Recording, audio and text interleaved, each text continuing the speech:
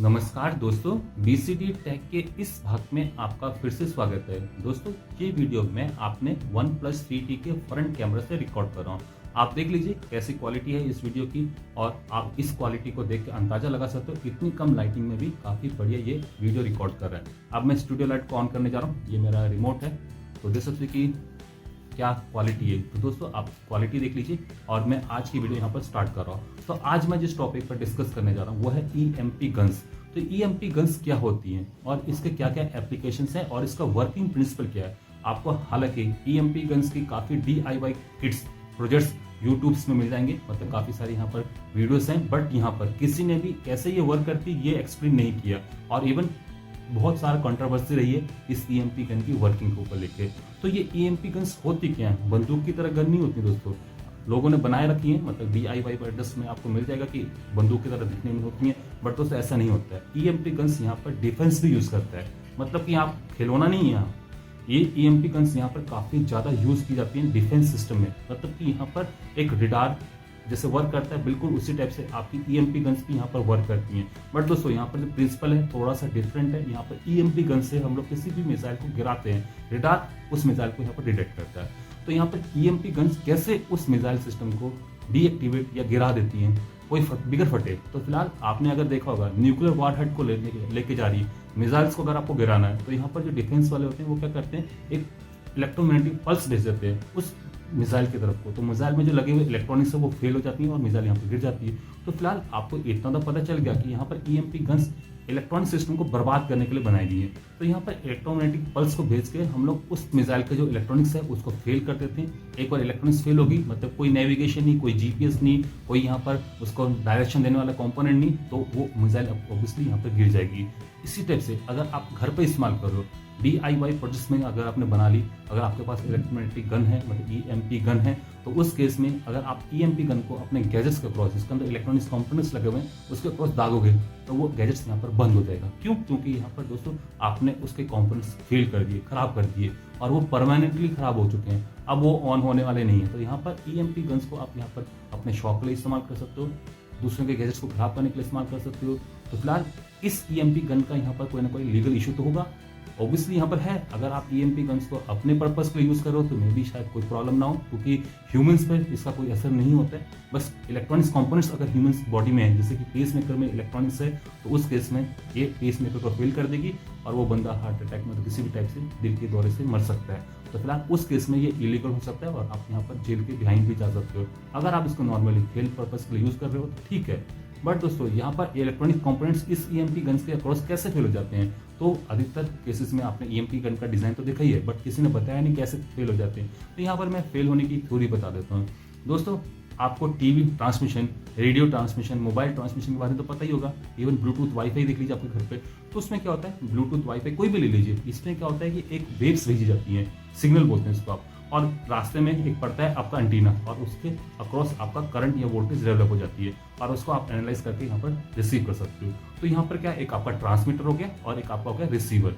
तो यहाँ पर ट्रांसमीटर क्या कर रहा है, इलेक्ट्रोमैग्नेटिक वेव्स को भेज रहा है और रिसीवर उस इलेक्ट्रोमैग्नेटिक वेव्स को, मतलब एंटीना उस इलेक्ट्रोमैग्नेटिक वेव्स को रिसीव कर रहा है। तो यहाँ पर अगर आप इलेक्ट्रोमैग्नेटिक पल्स वाली गन की बात करें तो जो गन यहाँ पर बनी हुई है, आप इवन देख लीजिए मॉस्किटो जो बैडमिंटन है उसके जरिए भी आप इस गन को बना सकते हो। किसी भी हाई पोटेंशियल सोर्स से आप इस इलेक्ट्रोमैग्नेटिक गन को बना सकते हो। बस आपको क्या पल्स बनानी है, जब तक आपकी इलेक्ट्रिकल या मैग्नेटिक फील्ड टाइम के साथ वेरी ना करे, कभी कम हो जाए कभी बढ़ जाए। अगर ऐसा ना हो तो वो यहाँ पर ट्रांसमिट नहीं करेगी। यहाँ पर दोस्तों आपको EM वेव्स बनानी है, पल्स बनानी है, तो उस केस में यहाँ पर आप कर सकते हो किसी भी हाई वोल्टेज सोर्स, क्योंकि आपको पता ही आर्किंग तो होती है। तो यहाँ पर उसके अक्रॉस कॉइल लगा लीजिए किसी भी कॉपर वाइंडिंग का और उस कॉइल को पूरा टच मत कीजिए, दूसरी एंड को, एक तो पूरा ग्राउंड को टच कर लीजिए, जबकि यहाँ पर हाई टेंशन जो सोर्स होता है उसके और उसके बीच में, कॉइल के बीच में थोड़ा सा गैप रख दीजिए जहाँ पर आप कनेक्ट कर रहे हो। तो यहाँ पर आपके अपने ऑब्वियसली पल्स बन जाएंगे, वही आपका जो कॉइल है उसको रेडिएट करेगा।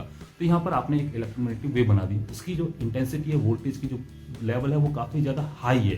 तो अब क्या है, ये जो इलेक्ट्रोमैग्नेटिक वेव्स हैं ये आपकी ट्रांसमिट कर सकती है, वैक्यूम में भी ट्रांसमिट कर सकती है। एयर की ही बात नहीं कर रहा हूँ यहाँ पर। तो वैक्यूम में मतलब कि स्पेस में अगर आप किसी गन को चलाना चाहते हो तो ईएमपी गन वर्क करेगी। आपकी नॉर्मल जो एक्सप्लोजन वाली गन होती है, गन पाउडर वाली गन होती है, वो वर्क नहीं करेंगी, क्योंकि वहाँ पर एयर है ही नहीं, तो एक्सप्लोजन होगा कहाँ से।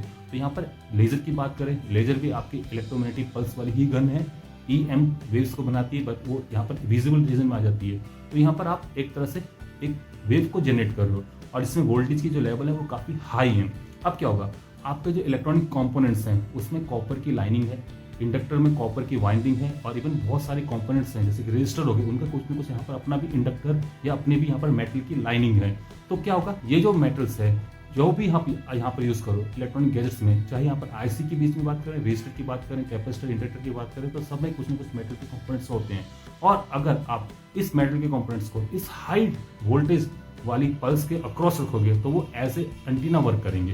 तो दोस्तों ये जितने भी कंडक्टर्स हैं, अगर इनको आप इस वेव के अक्रॉस रखोगे तो ये एज ए एंटीना वर्क करेंगे, और इनके अक्रॉस एक वोल्टेज डेवलप हो जाएगी, क्योंकि यहाँ पर इलेक्ट्रोमैग्नेटिक पल्स आपने जनरेट ऐसे कर रखी, वोल्टेज की इंटेंसिटी काफ़ी हाई है। तो यहाँ पर जो वोल्टेज डेवलप होगी उन कंडक्टर्स के अक्रॉस वो भी काफ़ी ज़्यादा हाई होगी। तो यहाँ पर ऑब्वियसली उसका क्रॉस कोई भी कंपोनेंट लगा रखा है, आपका ट्रांजिस्टर हो गया, यहाँ पर मान लीजिए कैपेसिटर हो गया, इंडक्टर हो गया, कुछ भी हो गया, तो दोस्तों उसके क्रॉस काफ़ी हाई पोटेंशियल लग जाएगा, और वो पोटेंशियल उस इलेक्ट्रॉनिक कंपोनेंट को यहाँ पर डिस्ट्रॉय कर देगा। तो यहाँ पर दोस्तों बिल्कुल वही सेम प्रिंसिपल है, जैसे कि आपका घर पर वाईफाई वर्क करता है, ब्लूटूथ वर्क करता है, आपका GSM नेटवर्क वर्क करता है, मोबाइल नेटवर्क वर्क करता है। कभी भी यहाँ पर दोस्तों इलेक्ट्रोमैग्नेटिक वेव के अक्रॉस कोई भी आप कंडक्टर रखोगे तो वह एंटीना की तरह वर्क करेगा। जो इनपुट है, जो यहाँ पर आप ट्रांसमिट कर रहे हो, वो काफ़ी ज़्यादा हाई इंटेंसिटी वाली पल्स है।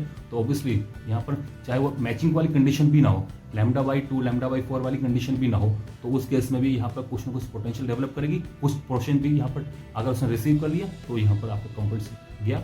तो यहाँ पर दोस्तों बिल्कुल इसी प्रिंसिपल पर यहाँ पर इलेक्ट्रोमैग्नेटिक पल्स वाली गन्स वर्क करती हैं, EMP गन वर्क करती हैं। यहाँ पर आपकी हाई इंटेंसिटी वाली वोल्टेज वाली पल्स भेजी जाती हैं, उसको ऐसे ट्रांसमीटर मान लीजिए, और जो रिसीवर है यहाँ पर वो है आपके इलेक्ट्रॉनिक कंपोनेंट्स, उसमें लगा हुआ मेटल, और वो मेटल यहाँ पर इसको ऑब्जॉर्ब कर लेगा, वोल्टेज डेवलप होगी, high intensity high voltage develop होगी, और वो आपके अदर कंपोनेंट्स का क्रॉस लगेगी, और यहाँ पर आपका कंपोनेंट जो वोल्टेज का क्रॉस लगेगा वो यहाँ पर खराब हो जाएगा, शॉर्ट हो जाएगा, जो भी होता है दोस्तों, और आपका टेस्ट यहाँ पर फेल हो जाएगा। तो फिलहाल ये है तरीका जिस तरीके से यहाँ पर EMP गन्स वर्क करती हैं। तो मुझे लगता है आप सभी को पता चल गया होगा कैसे EMP गन्स यहाँ पर वर्क करती हैं। तो आपने दो चीज़ें देखी इस वीडियो में, एक तो EMP गन कैसे वर्क करती हैं और कैसे ये इलेक्ट्रॉनिक्स कंपोनेंट्स को डिस्ट्रॉय करती हैं, और दूसरा आपको अगर याद होगा तो ये वीडियो रिकॉर्ड हो रही है OnePlus 3T के फ्रंट कैमरे से, 16 मेगापिक्सल के सोनी के सेंसर से। तो आपको यहाँ पर कैसा लगा ये वीडियो, दोनों ही पार्ट देख लीजिए और मुझे बताइए। तो इसी के साथ मैं अब इस वीडियो एपिसोड को यहीं पर समाप्त करने जा रहा हूँ। आशा करता हूँ कि आपको दोनों ही चीज़ें पसंद आई होगी। अगर पसंद आए तो लाइक जरूर कर दें, नहीं पसंद आए तो डिसलाइक कर दें, और अगर आपने अभी तक हमारे चैनल को सब्सक्राइब नहीं कर रखा है, लिंक यहाँ पर फ्लैश करा होगा, इस पर क्लिक करके सब्सक्राइब कर सकते हो, ताकि आप आगे आने वाली इसी टेक्निकल वीडियोस, गैजेट्स रिव्यू और मोबाइल फोन रिव्यूज देख पाए। नमस्कार, जय हिंद, जय भारत, वंदे मातरम।